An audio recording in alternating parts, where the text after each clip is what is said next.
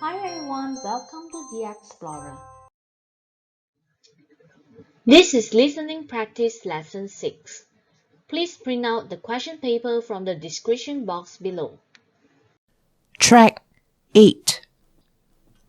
Part 1. Listen to a conversation between the sales representative and the customer. As you listen, choose the correct answer for questions 1 to 7. Now you have 30 seconds to look at the questions. Now listen carefully and indicate your answers on the answer sheet. Hi and welcome to Asia Gem Tours and Travels. I'm Jeannie. How can I help you? Nice to meet you, Jeannie. I have just arrived and I'm looking forward to visiting a few places of interest while on holiday here. Previously, I was in Bangkok visiting a friend. It must be nice to be on holiday instead of having to work. By the way, where are you from? I come from Finland. It's nice and warm in Malaysia compared to our freezing temperature. Oh yes, it must be very cold there right now. Don't worry, you will have nice weather here as the weather forecast for the next few days is expected to be sunny. No need to carry an umbrella, but do remember to drink a lot of water. Yes, I will. Anyway, could you advise me about where to see elephants? Of course. About 1.5 hours from the city is the National Elephant Sanctuary where elephants live once they have been rescued from the wild due to injury or loss of habitat. Poor elephants. At least they have a safe place to live now. How much will it cost? The entrance fee to the sanctuary is actually free, but we do charge for a tour guide and transportation including a packed lunch for all guests. When would you like to go and how many people would you like to book for? We would prefer to visit the sanctuary tomorrow. Kindly book for 2 adults and my 2 younger kids. My eldest has booked herself a day at the spa, so she will not be going with us. That's great. For package A, adults need to pay 100 ringgit while children are charged half price. The total before tax is 300 ringgit for the 4 of you. How about the other packages? Package B includes a tour of the city upon returning from the sanctuary. It will include 2 stops at our local mosques which are famous for their beautiful designs. This is an additional 50 ringgit per adult and 25 ringgit per child. I see. It would be nice to visit the places of worship. What about package C? The last option includes a cruise in the city along the river where you can enjoy a buffet dinner on the top deck. The price per person for this package is 250 ringgit for adults and 150 ringgit per child. I think we may be too tired to enjoy the cruise by the time we get back from all the visits.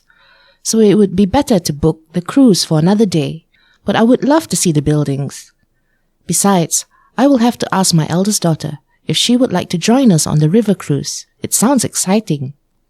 Great! If you don't mind, please pay a deposit of 50% and I will process your booking. Kindly be at the hotel lobby after breakfast tomorrow at 8 in the morning. That's perfect. Thank you for being so helpful. Now you will listen to the recording again. That is the end of part 1. Now turn to part 2. Track 9. Part 2. Listen to a briefing by a health official on the radio talking about a global virus pandemic. As you listen, choose the correct answer for questions 8 to 14. Now you have 30 seconds to look at the questions. Now listen carefully and indicate your answers on the answer sheet. Good morning. My name is Dr. 𝗗𝗢𝗪𝗡𝗟𝗢 from the Ministry of Health. As everyone may be aware at this moment, we are facing an invisible enemy that is causing thousands of deaths a day. In the past, we have faced life and death threats from wars of people starving due to a shortage of food supply. Today, this coronavirus, which you cannot even see with your naked eyes, has become so serious it has affected almost every country in the world, including Malaysia. Therefore, We must each do our part to fight the spread of this virus before it kills you or someone you know. The steps are very easy, but please do not take the effects for granted. It can and will save lives. Firstly, always wash your hands. You need to regularly wash your hands with soap and water for 20 seconds. If you do not have soap and water, you may use an alcohol-based hand sanitizer to kill the viruses that may be on your hands. When you go out, you could add an extra layer of protection by wearing gloves. Secondly, every person must stand at least 1 meter or 3 feet away from someone else in order to reduce the chances of contacting the virus. When a person coughs or sneezes, the water droplets are released into the air and may land on any other person who happens to be nearby. Thus, it is very important for people to practice social distancing by making sure you do not stand close to anyone. It is a good practice to wear a face mask to protect your mouth and nose, as well as to reduce touching your eyes, nose and mouth, which are easy entry points for the virus into your system. You may buy or wear a homemade cloth mask, but do remember to regularly wash it and your clothes as soon as you return home. Finally, if you feel unwell, please stay home. If you feel you need to be tested for the virus, please call the emergency hotline and either someone will be sent there to do the test or they will give you the right information of where to get tested. Remember, the safety of the nation depends on each and every one of us. If you keep yourselves and your family members safe, then we can protect our entire country by simply washing our hands frequently, standing 1 meter apart, wearing gloves and masks, and reporting to the health authorities if you feel unwell. Together, we can make a difference against the spread of COVID-19. Now you will listen to the recording again. That is the end of part 2. Now turn to part 3. Track 10. Part 3. Listen to 3 employees, Akila, Monica, and Sweeting, talking about the benefits related to their jobs. For questions 15 to 17, choose the main job benefit each speaker has from the list A to E. Use the letters only once. There are 2 extra options, which you do not need to use. You now have 15 seconds to look at the questions. Now listen carefully and indicate your answers on the answer sheet. Employee 1. Akila. I've been an employee here for the past 8 years because I have been quite satisfied with my job. I work as an accounts clerk and do the accounts for the company, which I quite enjoy. I feel quite satisfied when the accounts are balanced at the end of the month, and it shows that I have done my duties well. One of the main reasons I am loyal to this company is that they appreciate all the hard work I put in, and they do not mind paying for all the extra working hours I put in, especially during the end of the month. I need extra time to work out the employees' salaries, so it is very kind of the company to approve my claims, and the additional money is helpful for my monthly expenses. Employee 2. Monica. My company has an amazing yearly bonus scheme. Everyone that I tell this to thinks that this is the main reason why I love working here. The bonus is very good, but to me, I really appreciate being able to clock in at a later hour than normal people. Banking staff usually work from 8 a.m. to 5 p.m. in this country, but my company's policy allows me to choose to come in from 9 a.m. to 6 p.m. or even 10 a.m. to 7 p.m. every day. I do not enjoy sitting in the jam, and it suits me better to drop off my child at daycare before coming into work without rushing. My husband then picks up our child from daycare, and I clock out and drive home after the evening jam, which to me is a real blessing. Employee 3. Sweeting. I guess I have chosen to keep working for the same company for the last 10 years because they provide many benefits. Being in the medical industry selling medical equipment involves a lot of traveling, so I often get the flu or a cold. I'm glad that all my visits to the panel doctors are covered by the company. Nevertheless, the most outstanding benefit to me is that they have offered me a very high commission based on the number of sales I can make in a month. I also get an added bonus if I surpass the monthly target. This motivates me to work harder every month. Now you will listen to the recording again. That is the end of part 3. Now turn to part 4. Track 11. Part 4. Listen to a video call between a tutor and a student discussing a field trip. As you listen, choose the correct answer for questions 18 to 24. Now you have 30 seconds to look at the questions. Now listen carefully and indicate your answers on the answer sheet. Hi, Michael. Thanks for agreeing to meet me here on video call to discuss our recent field trip to Muet copper mine for our geography project. We really enjoyed the trip, as everything from the whole mining environment to the vehicles used and the artifacts on display were very educational and memorable. Yes, indeed. Even though the mine has not been in operation for the past quarter of the century, they have done well by changing it into an educational site where students like you get to see firsthand how it used to be. I think it has been one of the most exciting excursions that my fellow classmates and I have been on. Great! I am writing a report for the principal and need you to provide some input. What were some of the challenges you faced when you, as the head of committee, were organizing this trip?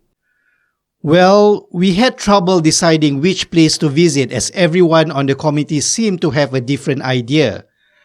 Some wanted to study the formation of rocks on the beach, while others preferred to go to a beetle and butterfly collection center in addition to the suggestion of visiting the old mine.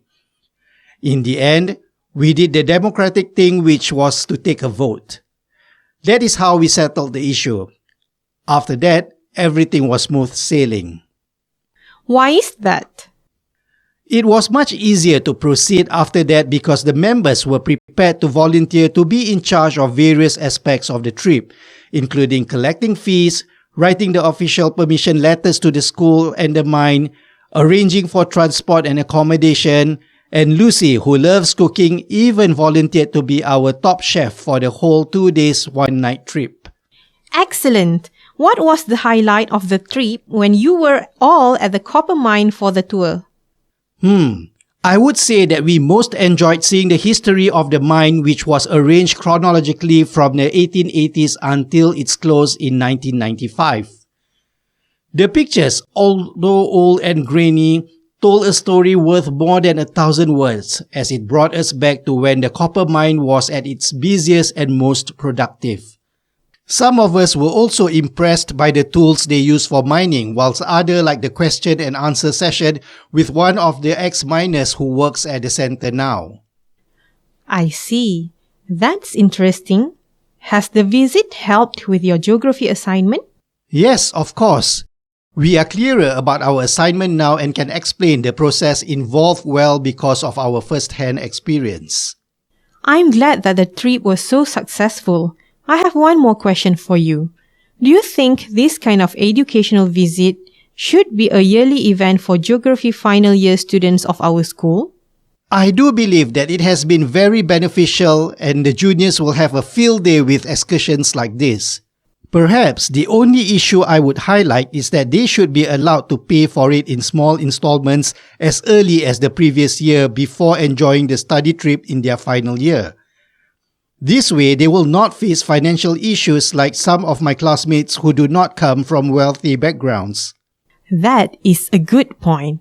I will finish up my report now and let's wait for feedback from the principal. Thanks for your help, Michael. It's a pleasure to be of help. Bye. Now you will listen to the recording again.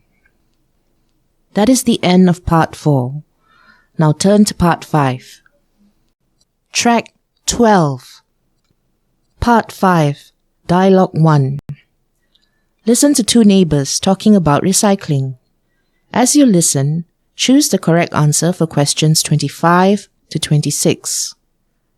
Now you have 15 seconds to look at the questions. Now listen carefully and indicate your answers on the answer sheet. Mutu, hello and good evening. Good evening, Susan. Nice to see you doing your gardening as usual. Yes, I do enjoy planting my own vegetables and fruits.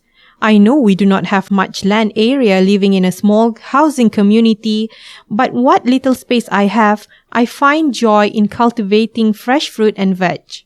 You really have green fingers too, I see. They all look so healthy and good job with the containers. If not mistaken, they look like old plastic containers. Yes, I teach all my family and friends the importance of recycling.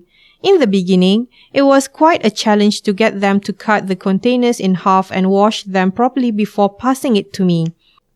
It was hard to change their mindset because they have always been used to throwing away all of these items which can be repurposed for something as simple as flower pots. These days, I have a whole storeroom of dishwashing liquid containers, detergent containers, and old biscuit tins all cut in half. My husband is quite handy. He uses his tools to make holes at the bottom so that excess water can easily drain out of the containers when I'm watering the plants. That's a great idea. Perhaps if I tell the people close to me, they too will start to recycle in this way. I will need to consult you to teach me how to plant a few simple things like fresh green leafy vegetables such as pak choy and sawi. I do enjoy eating my greens and it would be wonderful to just come outside and pluck what I'd like to eat on that day. Yes, the freshness and the fact that you put some time, effort, and love into watching it grow will make you appreciate the simple joy in life. What about fertilizer? What do you use? I hope you stay away from harmful chemicals. Of course, all my plants are pesticide-free. Eating organic food grown in a chemical-free way is much better for our general health. I use chicken poop to fertilize my plants and add some enzymes to the water. Enzymes? What's that? Enzymes can be made of fruit and vegetable waste which you have kept in an airtight container to ferment with sugar. The juices produced have high levels of nitrogen and will help stimulate good plant growth. Wow, I must try recycling all my food waste too. It feels like we have lived quite a wasteful life up until now, but thanks to you, I will get my family and friends to start thinking seriously about recycling and how we can benefit from this. Thanks, Susan. My pleasure. Just let me know if you need any help. Now you will listen to the recording again. That is the end of Dialogue 1. Now look at Dialogue 2. Track 13. Dialogue 2. Listen to a conversation between Emily, a customer, and Razif, a bank officer. As you listen, choose the correct answer for questions 27 to 28. Now you have 15 seconds to look at the questions. Now listen carefully and indicate your answers on the answer sheet. Hello, I'd like to speak to a bank officer, please. Hi, my name is Razif and I'm in charge of customer service here in Griffin Bank. Welcome. How can I be of service? Well, I just received a large bonus from my boss, as my team and I managed to sell many units of condominiums last year. Before I put it in my regular savings account, I'd like to find out about other options. Besides, I'm worried that I will just end up going on a shopping spree if I do not put the money somewhere more secure. Wow, congratulations! It must feel like a great achievement to hit your target last year. In my opinion, You could keep the money safely in a fixed deposit if you'd like a low-risk approach. A fixed deposit means that you will get an agreed interest after a fixed period of time based on how much and how long you save it for. It is low in risk because the interest is guaranteed as long as you do not make any early withdrawals. I see. It is better than a regular savings account because the interest is higher, right? Yes, that's right. You won't be able to use it to go shopping in Bangkok until the fixed deposit period is over. After that, you can use the interest to buy yourself a nice present, I'm sure. Yes, that sounds like a good option. What else can I do with my bonus? Well, it all depends on what risk you are willing to take. Briefly speaking, if you want to take medium risk, a good thing to do is to invest in unit trust. Here, a financial advisor will help you to invest the money in units, which will give you good returns depending on the market. If you would like to gain higher profit in a shorter time, you may consider investing in stocks and shares, but this has a higher risk factor. I can recommend a reliable stockbroker, but the market has its own ups and downs. I see. I doubt I am that much of a risk taker, especially since I have no idea how to predict the trends of stocks and shares. Well, my advice for you is to never keep all your eggs in one basket. Keep most of it in a fixed deposit account and allocate some for unit trust, and you can slowly learn the ropes of investing from the financial advisor. Yes, that is a brilliant idea. I think I will take your advice on this. Great, I'm happy to help. I shall prepare the documents for the fixed deposit and later I will introduce you to one of the financial advisors. I'm so excited. Thanks for your suggestions. Now you will listen to the recording again. That is the end of Dialogue 2. Now look at Dialogue 3. Track 14. Dialogue 3. Listen to a conversation between two friends, Aisha and Richard, discussing about donating blood. As you listen, choose the correct answer for questions 25 to 26. Now you have 15 seconds to look at the questions. Now listen carefully and indicate your answers on the answer sheet. Hi, Richard. Nice to see you here. Nice to bump into you here too, Aisha. What are you doing here? Actually, I'm an active member of the Red Crescent Society. We usually set up blood donation drives in shopping malls during the weekend in order to replenish the hospital's blood supply. That is a very honorable way to spend your free time. Congratulations. Oh, no praise necessary. We have all taken an oath to serve the community. So if I have the time, I will surely lend a hand. Would you like to donate your blood today? Well, I have always envied people who can contribute by giving their blood away. It seems like such an honorable cause, especially since I read that 1 pint of blood can save up to 3 lives. Unfortunately, they always tell me that I am not allowed to donate blood. Oh, there must be a good reason why you are exempted from donating blood. Do needles scare you? Do you have very low blood pressure? Or maybe you are on medications for high blood pressure instead? No, nothing along those lines. I was told that if I have lived in the United Kingdom for 6 months or more between 1980 and 1996, are ineligible to donate blood due to the prevalence of mad cow disease at that time. Yes, that's true. Of course, we do not suggest that you are a carrier for this disease, but it is better to be safe than sorry, right? Of course, but I do get a little sad thinking that I could have donated so many pints of blood and saved so many lives over the years that I had not studied in the United Kingdom from the mid-90s until the turn of the millennium.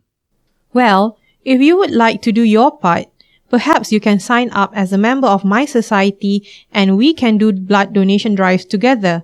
In this way, you will still be able to contribute to the community by helping to restock the blood supply even though you are not physically donating blood yourself.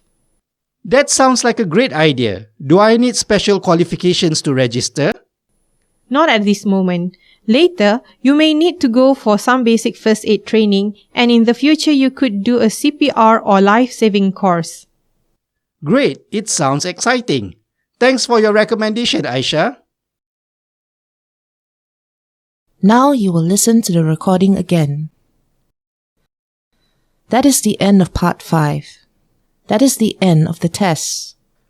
Please stop now. The invigilators will now collect your question papers and answer sheets. That's all for today's lesson. Thank you. Subscribe to Explorer for more lessons. Have a nice day.